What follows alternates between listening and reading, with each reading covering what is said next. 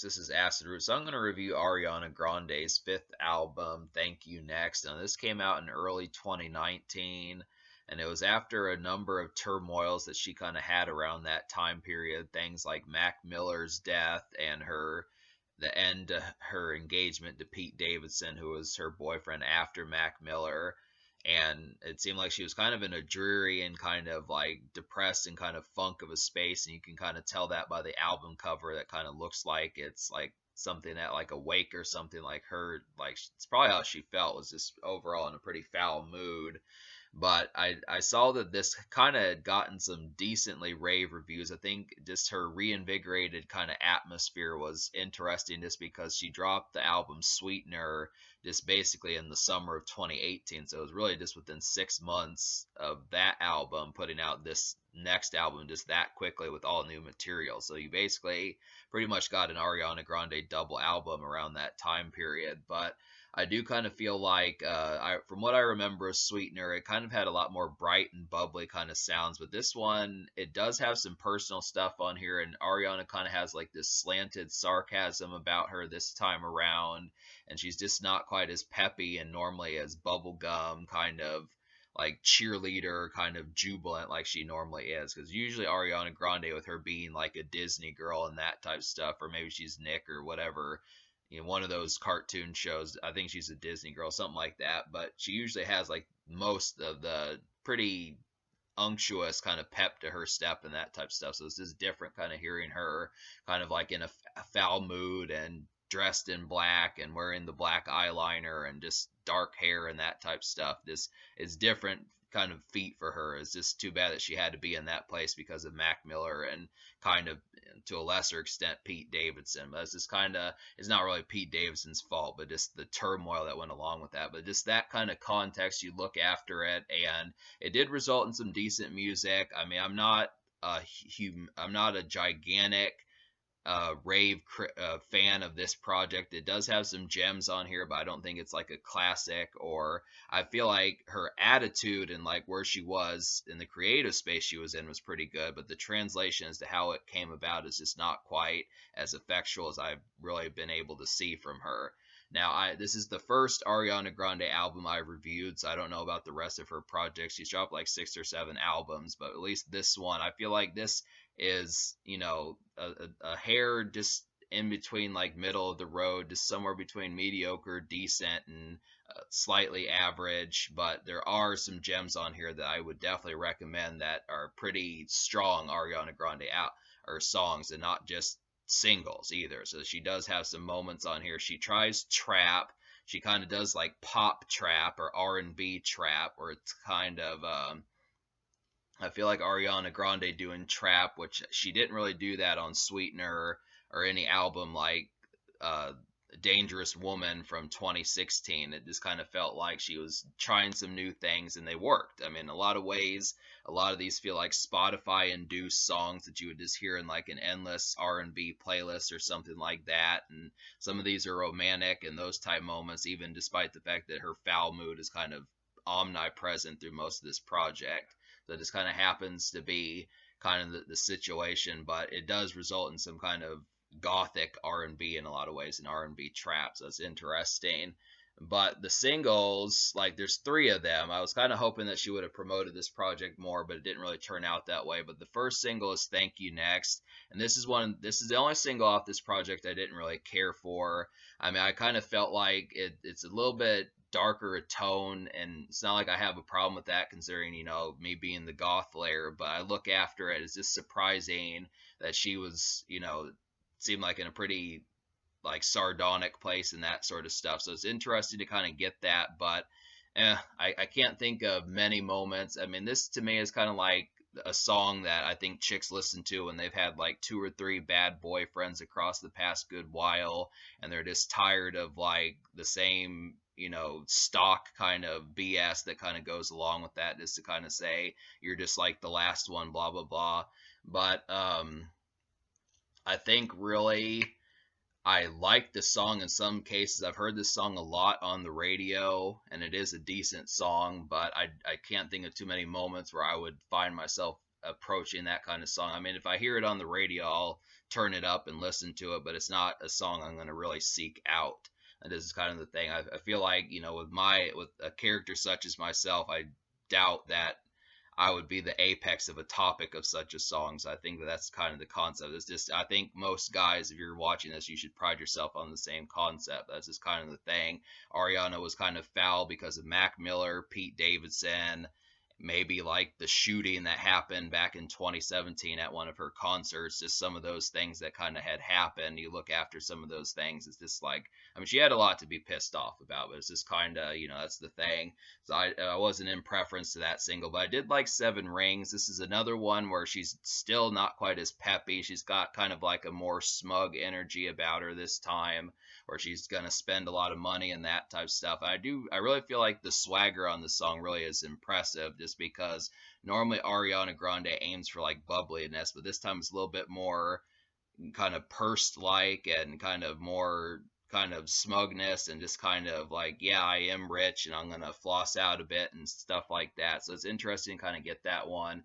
It's easily a song I think I could hear at a shopping mall. Maybe not so much a dance club song, and this album really doesn't have many dance club cuts, but I think this is easily kind of like a getting ready to go to work song, or getting off work, I'm gonna go shop and shop till I drop kind of format, and that type of stuff. It's just mainly in like a daytime venue. Like I talked so many times about night venues. This is more of like a day venue, something you'd hear at like, some store at the mall like Gap or one of those places that you'd go.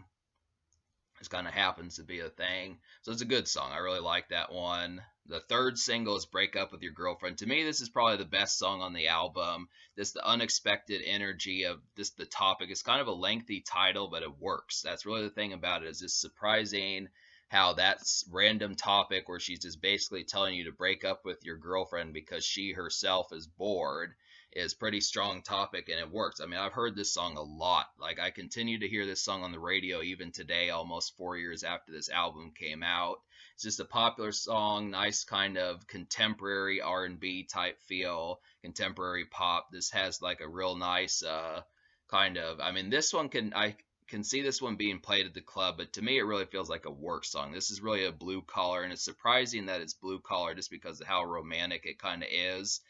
I mean, it's just not a typical attitude for like a blue collar. I mean, most of the time, blue collar is like, hey, I need you, blah, blah, blah, something like that, something to kind of say, call me when you get home, that type stuff. But it just kind of has where this one's kind of a little bit more, I mean, it's definitely a very relevant topic. I think this based upon the work, the makeshift and blue collar kind of format of the past several years. I think it's just a perfect fit, and Ariana Grande picked a pretty subjective and solitary topic to kind of do. So it worked pretty damn well. I definitely, to me, this is the best song on the album, especially as a single. The other two singles charted higher, but this one's probably the better one. It's just got a light club feel, blue collar, just nailed it in so many cases. So yeah, in terms of like the rest of the album, like a problem that I had with this album is just the fact that it had a lot of kind of lousy beats. Like Ariana Grande really kind of struggled with trying to get some album cuts on here. I was kind of disappointed at the lack of like I was disappointed at the lack of like good R&B beats. Like I think Ariana Grande can do trap, but just she didn't pull it off beyond like Imagine. And really, I don't even think Imagine was a trap. That was more of a Spotify song. But Break Up With Your Girlfriend, NASA, and like there was another one on here. I'm trying to think. I think it was no, Ghostin'. So she tries trap a small handful of times, but I really feel like NASA and Ghostin' were just kind of dreary in a sense of just not really having too good enough approach. But I really felt like Break Up With Your Girlfriend, I'm Bored had the best approach at trap on the whole project. But I'm going to go ahead and talk about some of these that I recommend, then we'll get and dive more into this. So out of 12 songs of this album, I recommend 5 of them to you, plus an almost song. So I'll go ahead and list those. So they would be Imagine, Needy, Fake Smile, Seven Rings, and Break Up With Your Girlfriend, I'm Bored. And the almost song, I'm going to halfway give it to Ariana Grande as the title track, Thank You Next, which was the lead single. So to talk about some of these, I feel like Fake Smile was the most that Ariana Grande really steps out. She doesn't really step out that much on this project. I mean, I feel like apart from Break apart from Break Up With Your Girlfriend, the only real song that has like any sort of stepping up type uh, feel towards it is just Fake Smile. I really kind of like the kind of slanted, kind of depressed. I mean, she does a club song, but it's just kind of more in like an upset kind of format. So it's kind of like, yeah, I'm doing this, but I don't really want to kind of context, but I still like it because I feel like Ariana was pretty catchy on that song. That's, I mean, Fake Smile and Break Up With Your Girlfriend are really like the only two stepping out songs, but I guess Seven Rings can kind of be that, but it's just not quite as like really litty, like getting ready to go to a bar, that type of stuff.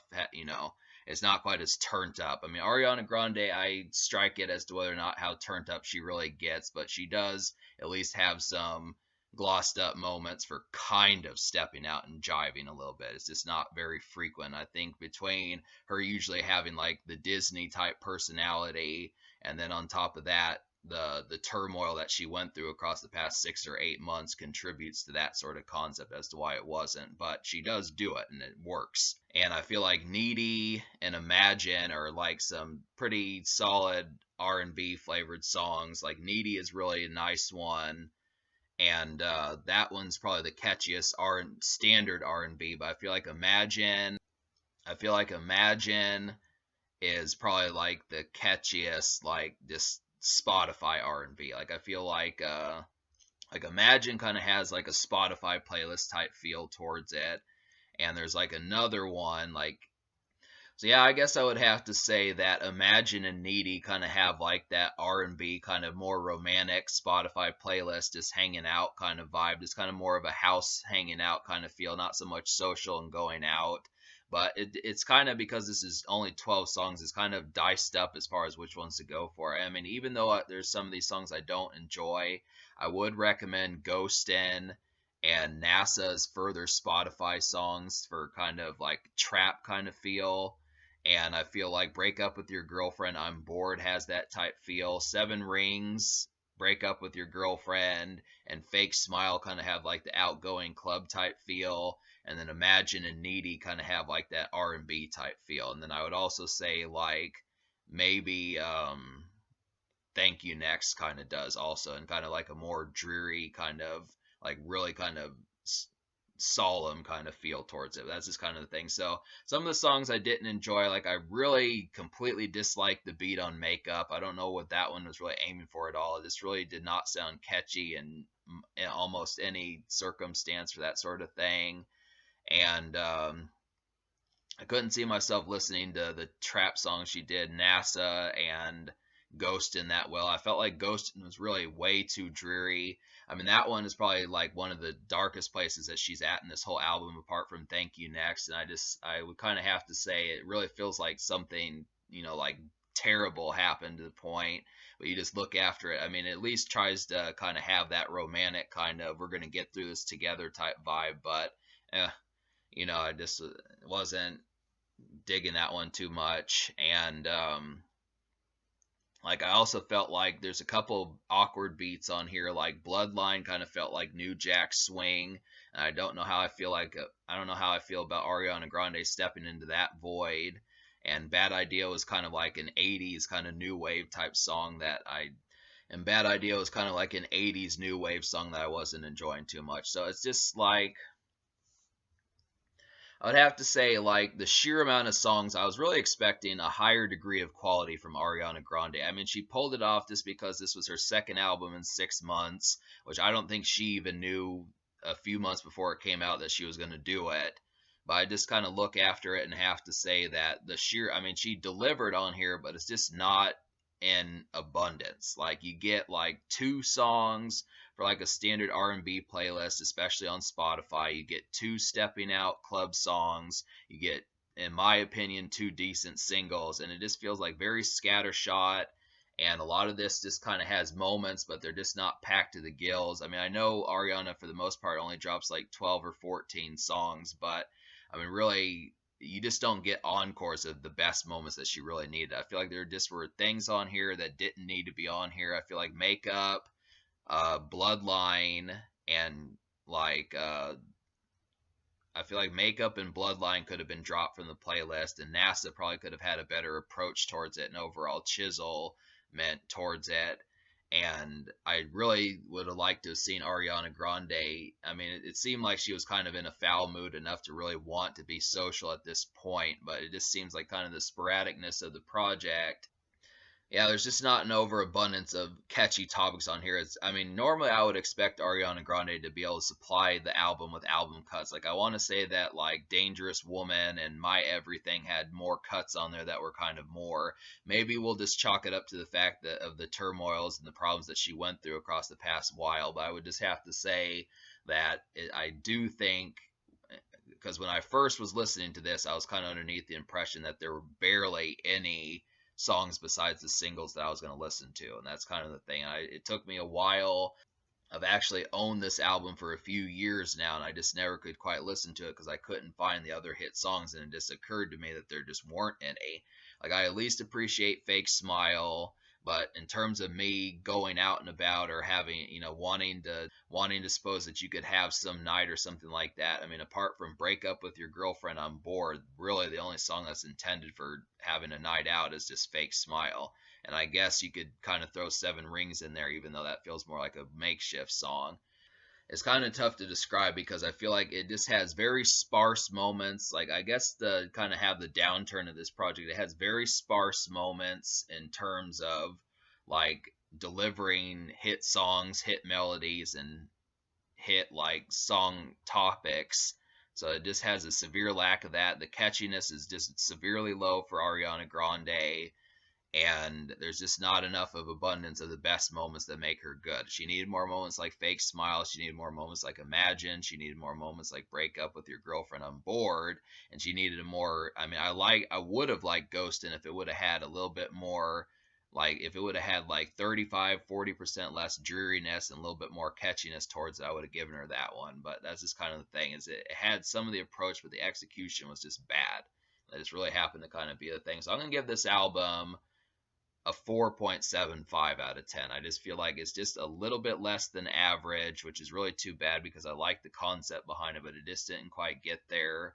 And the social score I will give like a 4 out of 10 because it did have some singles on here, but I feel like, maybe I'll give like the social score a 6 out of 10. I'll give the social score a 6 because despite that, it's not really about stepping out. There are 3 number 1 singles. Basically, Break Up With Your Girlfriend on Board was a number 2, but 2 number 1s and a number 2. The 3 singles were all social.